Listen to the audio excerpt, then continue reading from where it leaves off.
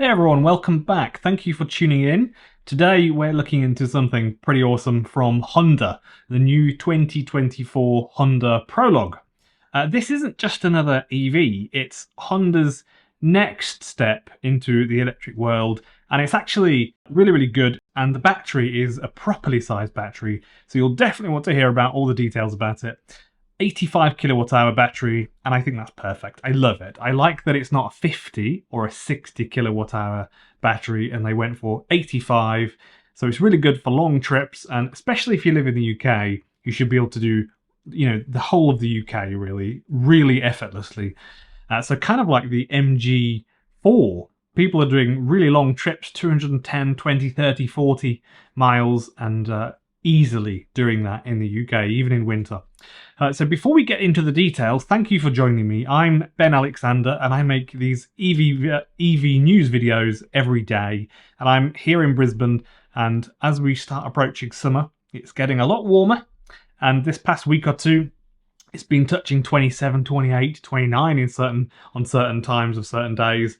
And it's not going to be long, and it will be December, January, February, and that's the peak of summer here in Queensland. So it will get to 30, 35 C on any given day in summer. So I just got the car AC cleaned and serviced, ready for hot season. So if you're in Queensland as well, remember to make sure your air conditioning is in good condition. I think it's going to be warm this summer. Although, hopefully, within the next couple of months, I'll be heading back over to Europe for a good few months to spend some time in Scandinavia and the UK with some family.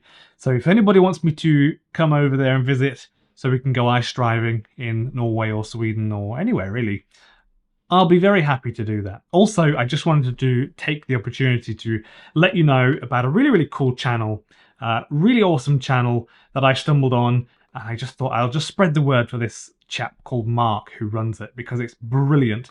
So there's a really good channel called That Damn Guide, and it's a guy called Mark. He runs these live tours every week around Amsterdam, and it's just fantastic. He's a really nice guy, so you should go check out his channel. I'll put the link in the description below once this video's over with. Just go have a little look, or you could just search for it later. It's called That Damn Guide. And I personally think this new modern world that we're living in today, it's astonishing at times, isn't it? How someone can have a phone and they can just press live, and then anyone around the world, even 1 million people can watch what this person puts on their phone screen. And I think that's crazy. Amazing, really. The Honda Prologue sounds almost like the Honda Prelude, doesn't it? Which would be fantastic if Honda brought back the Prelude as an EV, the one from the 1990s. So the Honda Prologue is an awesome looking car, and it's actually its entrance into the EV market highlights some information from Honda that is very relevant and revealing to people like me and a lot of you that like Japanese vehicles, or generally things that are just made very well, like Toyotas or Hondas.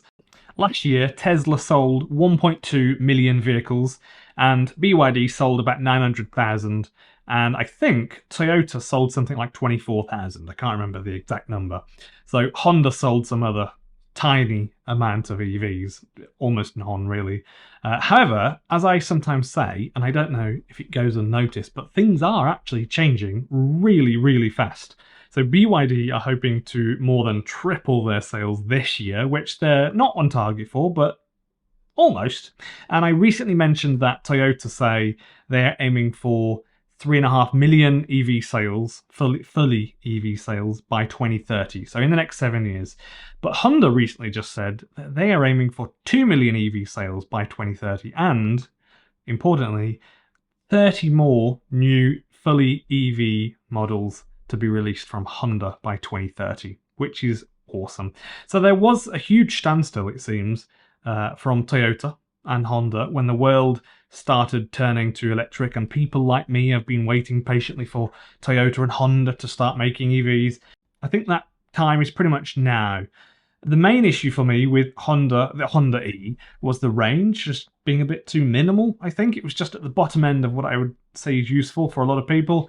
And I would really like to see it with a battery that is pretty much twice the size, which I think might be a big ask, obviously. But I just want a small, cheap well-made EV from a reputable company.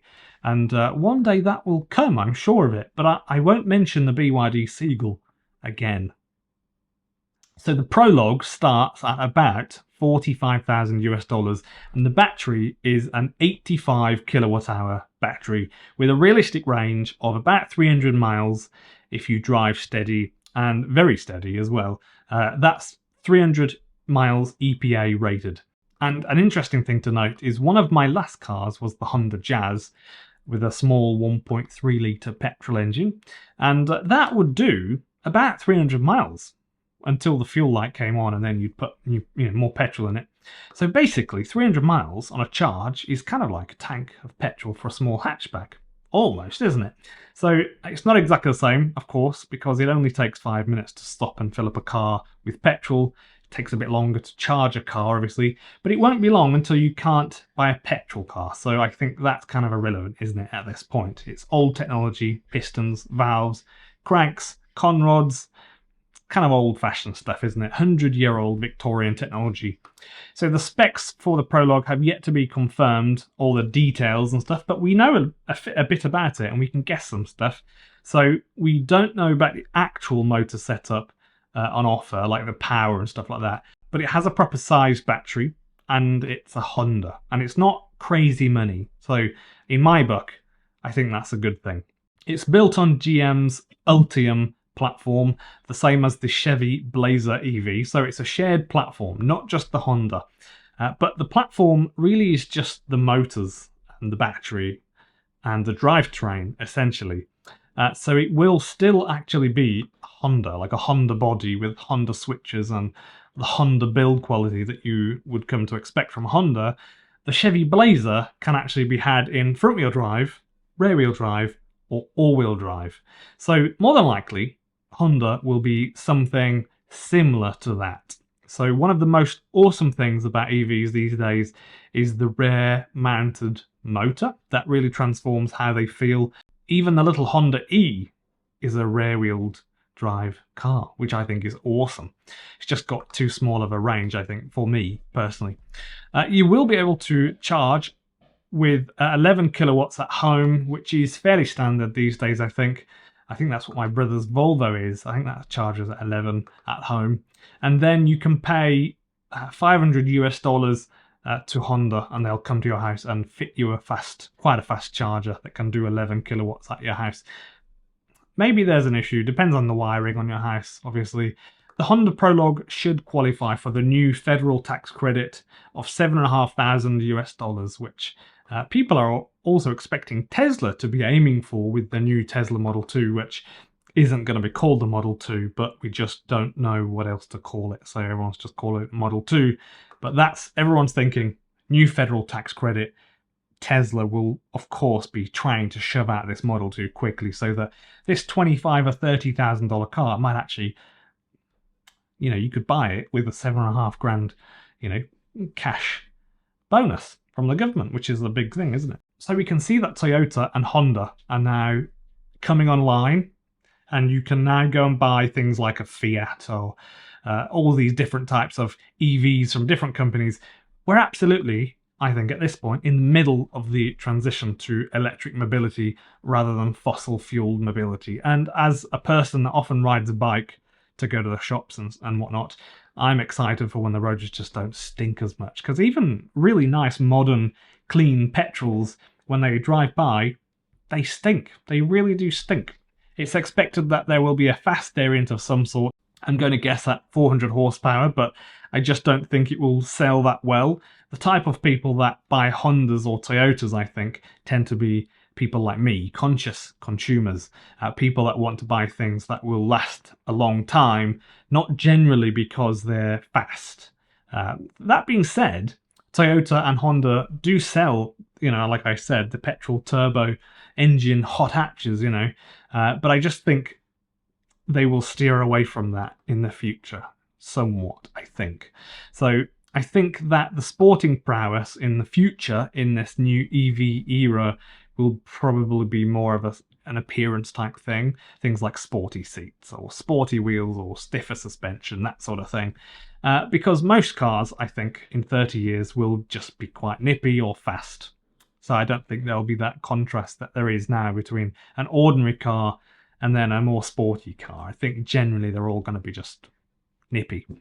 So let me know your thoughts on it in the comments. I read all of your comments, and it's genuinely one of my favourite parts of making these videos on a daily basis is reading your comments afterwards, whether it's good or bad. I'm not overly bothered. I just really like to read the comments and see what you're all saying.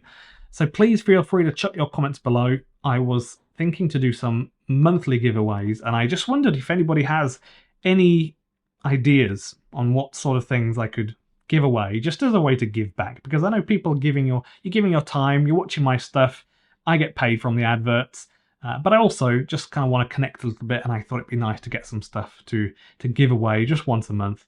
I could afford once a month. You know, I don't really know what. I could maybe design some things or make some things, or I could buy some things from Amazon and just give them away, just for a bit of fun, you know? Please remember to subscribe to the channel if you're not already. Most people aren't subscribed. You do keep going back and watching my videos. And remember to like the video as well, so this tells YouTube that people like my stuff. So thank you for watching, and see you in the next video tomorrow.